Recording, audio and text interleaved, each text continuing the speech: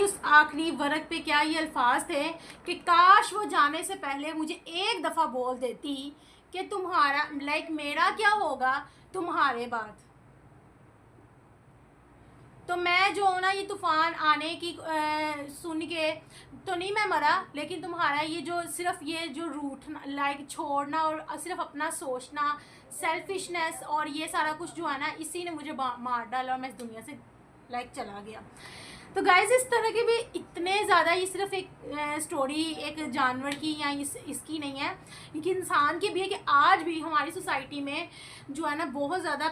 प्यार करने वाले लोग पाए जाते हैं, लेकिन अल्लाह पाक जिसको ये चीज़ से नवाजता है ना, लेकिन जो सेकंड पर्सन होता है ना वो इस चीज़ की जो है ना नाकदरी करता है और वो ये सोचता है कि पता नहीं क्या है। लेकिन आज के दौर में अगर आपके साथ कोई सिंसियर और फुल लॉयल होकर चलता है ना, तो आपसे बड़ा खुशकिस्मत पर्सन कोई भी नहीं है। और अल्लाह का जितना भी शुक्र अदा कर लो कम है, क्योंकि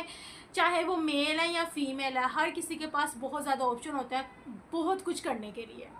और बहुत ज़्यादा लाइंस होती हैं। ये नहीं आप कह सकते कि तुम लड़की हो, तुम्हारा ये तो वो, या लड़का हो तो ये तुम्हारी ये एज होगी है। नो, आजकल भाई सोशल मीडिया का दौर है, इंसान कुछ भी कर सकता है, लेकिन अगर वो शख्स आपके लिए इतना ज़्यादा मुखलिस है ना,